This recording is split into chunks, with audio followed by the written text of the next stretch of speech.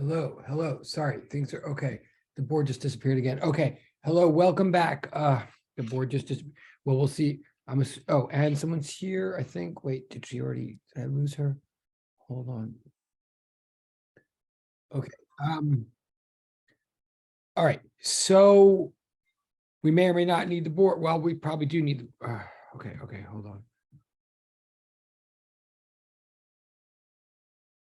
on. Okay. All right. So we have limited time left. I'll tell you right now, depending on what we get to, I recommend. I'm going to try to address whatever I learn here in the next 33 minutes. But I do recommend in advance, since I don't know what we're about to talk about, it depends on what you tell me.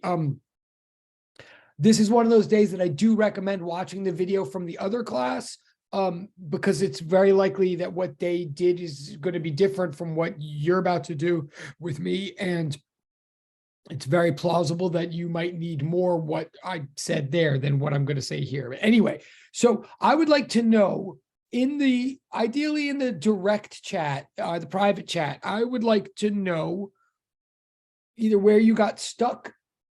I'd like a little report of what happened in your breakout room from as many of you as possible. I mean, especially if you landed at a place where you have a question where there's still some unresolved issue or something you'd like to see. That's above all what I'd like to know is whatever next thing you'd like to see. But if there's not something that you'd like to see explained or clarified, then I'd sort of like to know what did happen or how far you got. So please, in the chat right now, and we'll take a moment, just give me a brief, either I'd like to see this or this is what we discussed. And the more feedback we get here, the more efficient. And this will help us not just for today, but for the next couple of days. Okay. I'm looking at the chat. This is good. This is helpful. I'm not going to respond to everyone individually yet, but keep it coming in the chat. I see some things. Okay, hold on.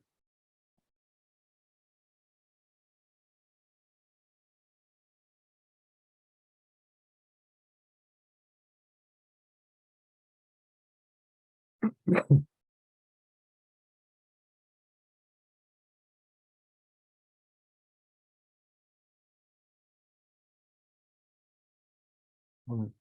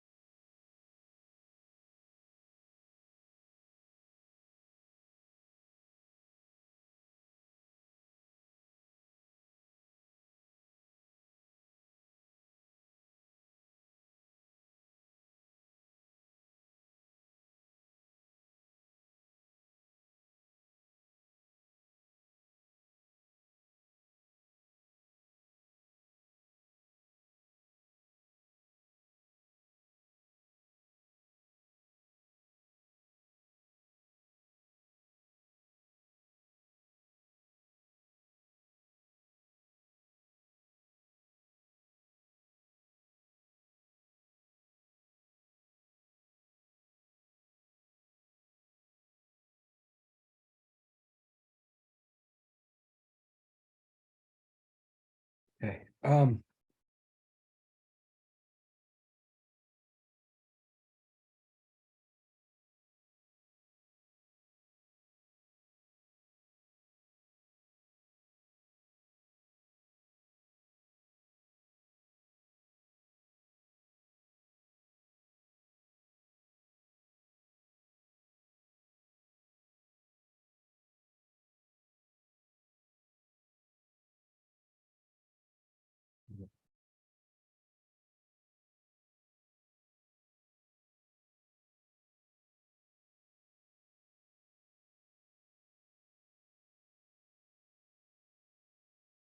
Oh,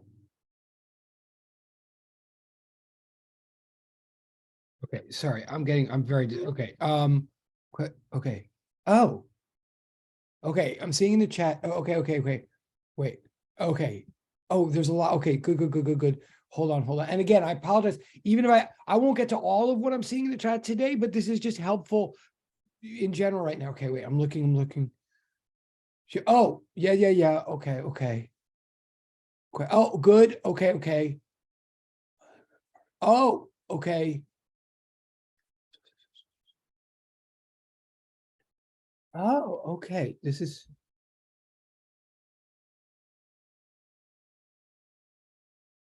okay. Okay. Okay.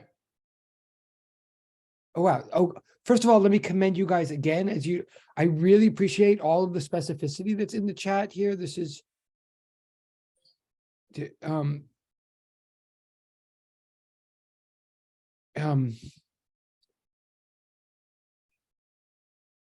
oh, good. What a nice, okay. Okay. This feedback is, all right. And it does, okay. This feedback is very helpful. Or, I mean, these responses in the chat, I'm not going to address each one individually. I'm not, because I know I'm already being inefficient in a different way. But this is going to help us with efficiency. And it is really great to see how specific, like it does feel to me like some stuff did happen in these rooms and very different things in different rooms. I think we're recording, right? Okay.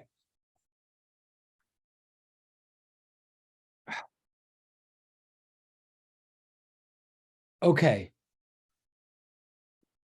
I'm trying to streamline or a triage now. And by the way, don't worry, we will eventually get to everything that's in this homework thing. It's just a matter of sequencing. So like those of you who are writing in the chat about the vectors, I'm very impressed that you're up to the vectors already. That is great.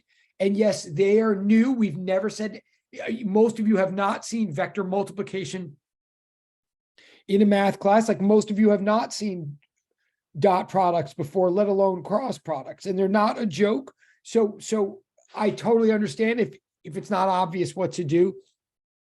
We will get to that as a class. We're not going to get to it today. So I'll just ask you to be patient and understand and know that you still have a lot of time to, do all this homework. Now, as to the derivative and the cosine stuff, the cosines are going to keep coming up and keep getting practiced in lab. And I will say, I have a lot more to say directly about cosines. So that's good too. The derivatives though, so I'm seeing like questions B and C in part 1. And questions 3 and 4 about part 1. I have a dilemma. I have a choice to make here.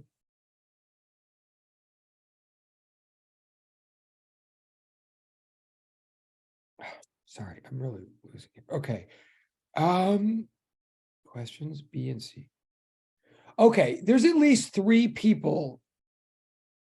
I'm impressed if you're stuck on part H of the derivative section, which is one of you said. If you're stuck on part H of the derivative section, again to you, I praise you. That's good. I mean, it's good because it means it sounds like you're okay with part B, C, D, and E. So we will get to H. I think in the spirit, and so you're definitely not behind. But since I'm seeing at least 3 questions about B and C in part 1.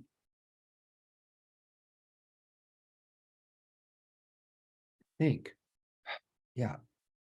Oh God, since I'm seeing about 3 questions about B and C in part 1, I'm going to start with that because that's the earliest in the sheet. And hopefully it will help a number of you, even those of you who think you already know how to do part B and C. Like someone so nicely said in the chat, it's good to see different perspectives and see confirmation, if nothing else. So, okay. So I'm going to start right now. Bear with me. I'm going to start with question B in part 1 of the homework. I will also admit to you that actually, as it turns out, that is what I did in the other section too. So you probably don't need to check out the other video. It's probably going to be very similar to this. Okay, so I'm going to go. So yeah, homework. So homework 1B, part 1, number B. The question is X equals A cosine omega t a solution or not to the differential equation d2x dt squared equals negative omega squared x? Okay, that's the question in part B of number 1. Let me say a couple of things about this. Like, yes, it is not coincidentally related to the lecture material. It's very much taken from the lecture material, but it does look a little bit different. All of a sudden, for example, like the lecture material, this presents you with a differential equation that is an equation where the left-hand side is some kind of derivative, in this case, a second derivative. It's the left-hand side is the second derivative of x with respect to t. But then what it says on the right-hand side is that that derivative is not some function of t, but rather it's some function of x, right? It's saying that the second derivative is a function of the dependent variable rather than the independent variable.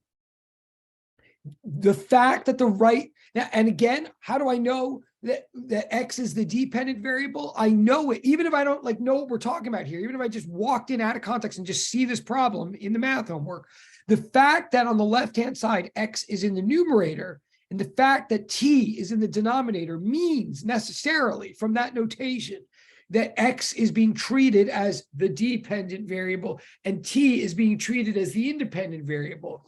So then the right-hand side says that this rate of change is the output of the dependent variable. And that's kind of funny because dependent variables are usually what we think of as output, not input. So anyway, this is the differential equation that needs to be solved. What does it mean to be a solution? A solution to a differential equation means well, in this case, if your variables are x and t, it means some expression of x that treats x as a function of t. Some expression that treats t as the input and x as the output is what we're looking for as a solution. Now, there's 1,000 different equations in the world that link x to t. For example, x equals 1f at squared is an equation that links x to t. But that, it turns out, that particular equation that I just named is not a solution to this differential equation. To be a solution to this differential equation means that the x expression satisfies or fits or is consistent with or works with this differential equation. What it ultimately means is, so it means we're looking for an x such that when we take two derivatives of x, we get back x itself times omega squared times -1. We're looking for a function that when we take two derivatives of it with respect to time, we get back itself times omega squared times -1. Now, that's all like what I said in lecture. That's very similar to what we said in lecture. Lecture, we showed where physics was leading us to this particular differential equation. But here, we're just putting the differential equation down and just saying, here's a differential equation. Is that expression over there a solution to it? One thing you might notice is that in this differential equation, there's this omega in the middle of it. It might look like a W to you. What looks like a lowercase w is actually the lowercase Greek letter omega. I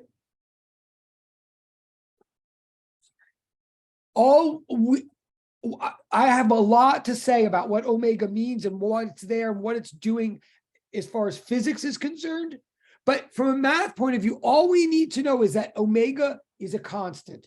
It stands for some number that isn't going to change throughout the process of this problem. Omega is just a constant value, and therefore omega squared is just a constant value. There is a reason that we write it as omega squared, but for the moment that can be intimidating and confusing, but it doesn't matter for the moment. The whole package of omega squared is just a number, just a constant that we might as well have written just as the letter, we just could have written it as the letter C or the letter B or something. It is a constant.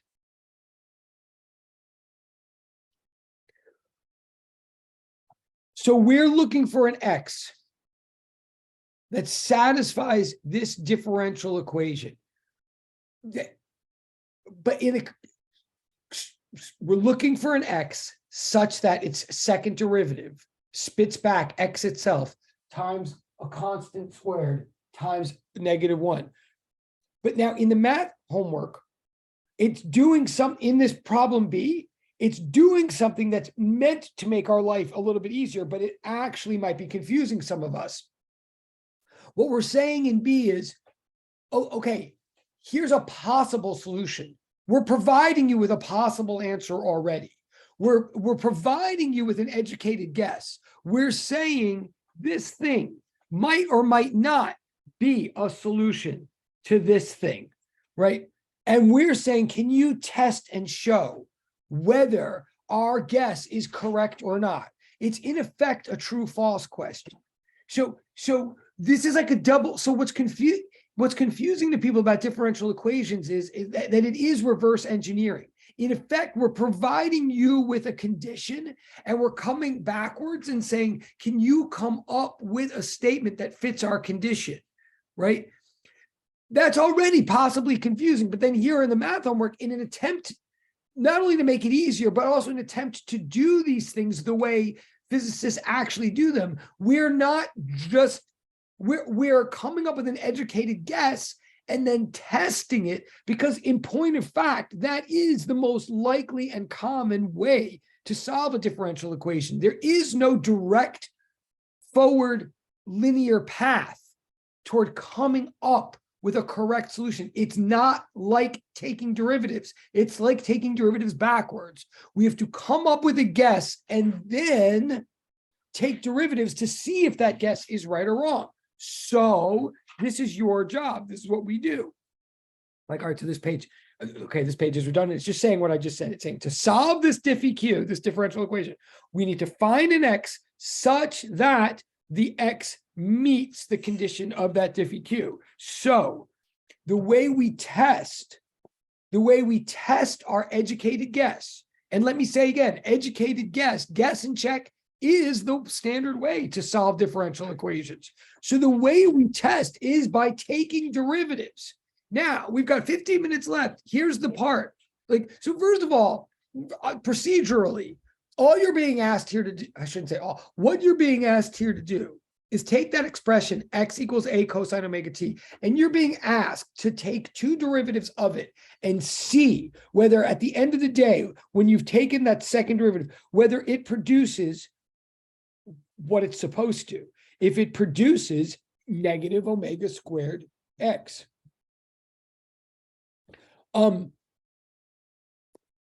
So we have to take two derivatives now. Sorry, there's something in my brain. I mean, it's called my personality, I guess. I'm trying to say that, first of all, I know that for many of us, including me, when I first looked at this kind of work, the first thing I'm saying is I'm asking you to take two derivatives. That's our goal, is to take two derivatives of the thing that's being provided as a possible answer. We're trying to take two derivatives and then see if that answer actually works or not. But that's the first thing, okay? But then the second thing is taking the derivatives themselves might still be challenging for many of us. Taking the derivatives themselves involves two parts. Okay, oh my God, sorry.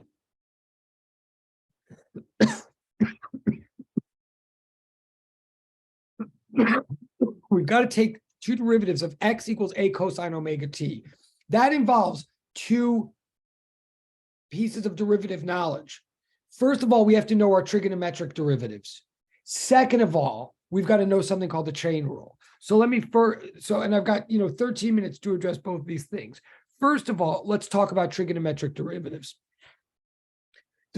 In general, in a math class, if y equals sine of x, then dy dx equals cosine of x. Like if the function is sine, then the derivative is cosine.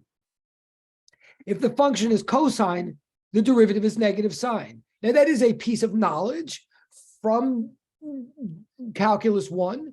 Okay, many of you have this knowledge at your fingertips. Some of you don't. I will say that it can become knowledge once you understand it. But I did have at least one person in my office yesterday asking fantastic questions about exactly why this is true or what it means that this is true. I would urge all of you, like those of you who don't understand this, let's try to tell me outside of class and let's try to work it through together. And those of you who think those of you who think you remember, oh, the derivative of sine is cosine, if you think you're confident that you've got that tool in your toolkit, please take a step back and make sure that you didn't just memorize it in a blind way, but that you actually can visualize and see why it actually makes sense. In other words, a person in my office yesterday very reasonably said, like, I know this is supposed to be true, but it doesn't make any sense to me at all because I thought derivatives meant rate of change. And I don't understand what it means to say that the rate of change of sine is cosine. Like, what does that even mean? What does it mean to say that sine changes at a rate of cosine? That was a very great question. I mean, there's an answer to it, but it really showed that the person was like actually trying to think this through and tie all this material together. So what we did, that person and I, is what I would ultimately like to do with all of you if helpful, but I'll say we sat down and drew the graphs. And what I would encourage you to do is take a moment, whether you do think you know this or you don't, draw a graph of y equals sine of x, and then trace the graph with your finger. Start going up from the point 0, 0, start going up as the values get higher and higher to the point 0, 1, to the point pi over 2, comma 1, right? Watch as you trace the values getting higher and higher, and then lower and lower and lower and lower and lower, and then higher and higher. As you trace the values, ask yourself, what is the slope of that graph doing, right? Because derivative means slope, right? So if you sit and draw the graph, you will notice that right at 0, 0 on a sine graph, the value is very low. The value of the dependent variable y is 0. But the graph right at that point at 0 is shooting up at a very high rate. In fact, at the highest rate it ever will. It's practically a diagonal line. It's practically the y equals x function right at the origin, right? The slope, in other words, right at the origin, the slope, the steepness is like +1. It's positive because it's going up, and it's like 1 because it's like a diagonal line at 45 degrees.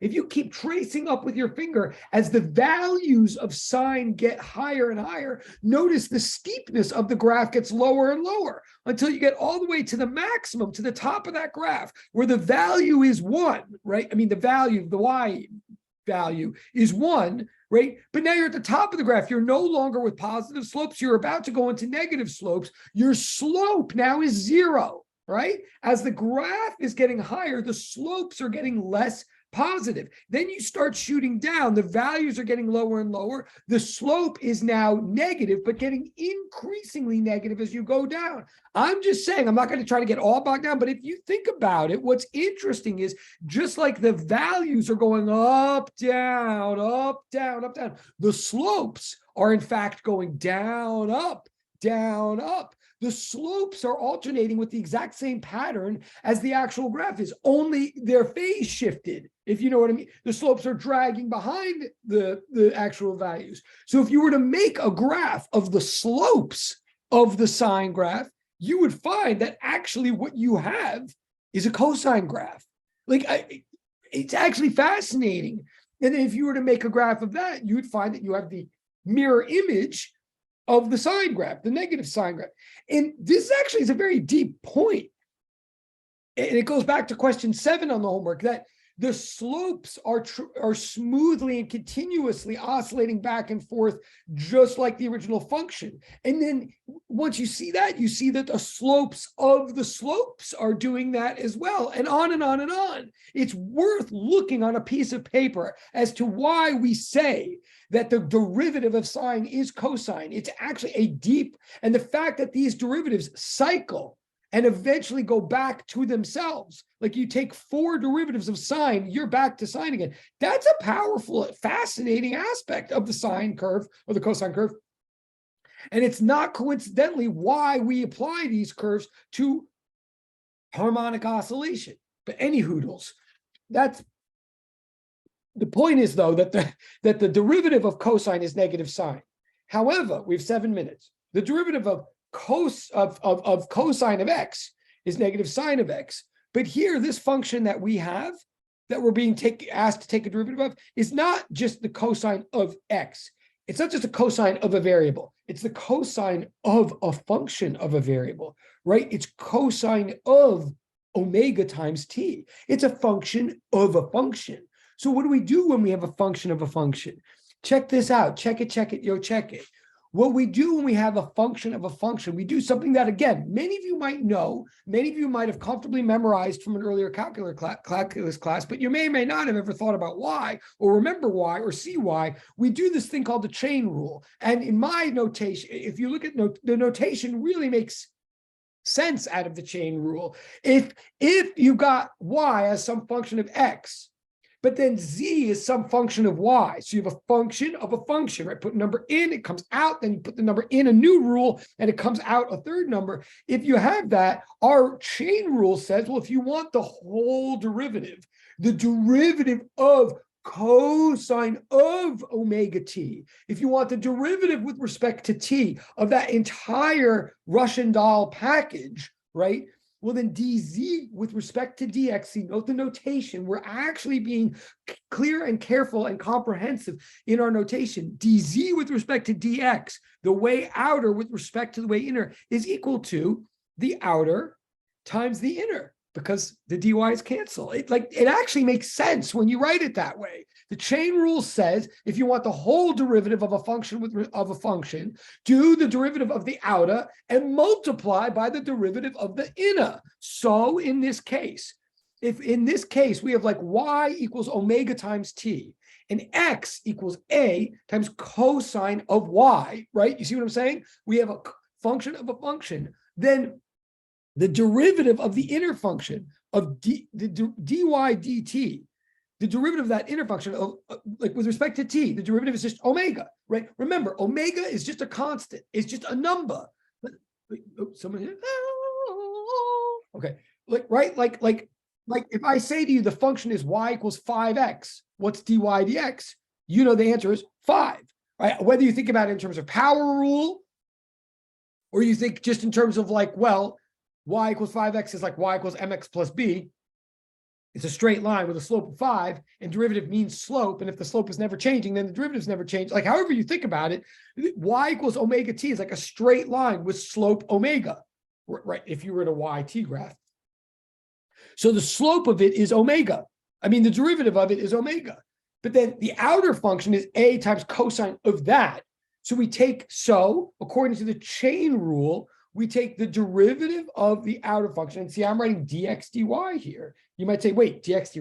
I thought we're supposed to write dy dx. Well, it all depends on what your independent variable and what your dependent variable is. Like letters aren't magic. But in this example that I'm making, like y is the derivative of t, y is a function of t, and x is a function of y. Therefore, x is one big nested function of t. So we say dx dy, the outer is negative a sine of y, but y was the inner. So the derivative of the whole thing, dx dt, the derivative of the whole thing is negative a sine y times omega. So then I can bring the omega to the front, right? Multiply the whole thing. So I have dx dt equals negative a omega sine of omega t, right? That's my first derivative. My first derivative of a cosine omega t is negative a omega sine omega t. Like the omega came out, so to speak, because of chain rule. That's what I'm trying to say here, right? That's the first derivative. Now, I know I've been, there's just no winning with me. God, right? But hopefully what you follow, all of what I was just saying was we took one derivative of our x function, the x function that we're testing. We tested it by taking a derivative, but we're not done with our test. The next part of our test is we got to take another derivative. So I'm going to take another derivative now, the second derivative. I'm going to do, and my board just stopped, of course, with 3 minutes left. Hang on. Board. Wait.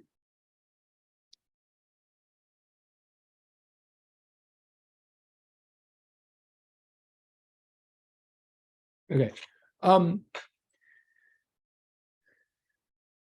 Okay, so I'm going to take another derivative. I'm going to take the second derivative now. So I do the exact same thing. I look at the outer thing is negative a omega sine of blah, blah, blah. So the derivative of that is negative a omega cosine of blah, blah, blah, right? Like the negative sign does not go away now. The derivative of cosine was negative sine, but the derivative of sine is cosine. So like the negative, I don't change the negative anymore. So I get the cosine back. And because of chain rule now, I have to multiply the whole thing again by omega. So omega came out of the whole thing twice. So I have omega squared out in front, right? So now I have the second derivative, and I know we have 1.5 minutes left. The second derivative is negative omega squared times a cosine omega t. But now, see, look what happened. And we're just about done. But look what happened. We had this x function, a cosine omega t. We just took two derivatives of it. We looked at the rate of change of the rate of change. But because we were looking at cosine, what turns out is if you take the derivative of cosine, you get negative cosine. Like we generated a negative sign by doing that. And because the cosine had this little omega on the inside, by taking the derivative twice, by applying the chain rule twice, the omega came out twice. So what we got as our second derivative was negative omega squared times that whole original expression, which was originally known as x. Like, in other words, we did get back. This particular x was well chosen. What we just showed, the answer is yes. What we just showed is that if you choose x to be the function a cosine omega t, then that's a good thing. Then you do solve the differential equation. Because if you choose your function to be x equals a cosine omega t, and I know it's 420, then if you take two derivatives of that, what you get back is negative omega squared times that. And that's what the differential equation was demanding. It means this is a solution to our Hooke's law harmonic oscillator. So the answer is yes. I hope that might have been sort of helpful. It's 4:20. I have to go to another class now. Definitely text me or email me if you have, but we're going to keep talking about this. And there's no new homework, as you know. So hopefully, so thank you for your but no, seriously, thank you. And I'll hang out for a second if there's any questions, but it will be just like a second because yes, have a good day. Have a good day. Thank you. Thank you. Okay. Okay. Thank you.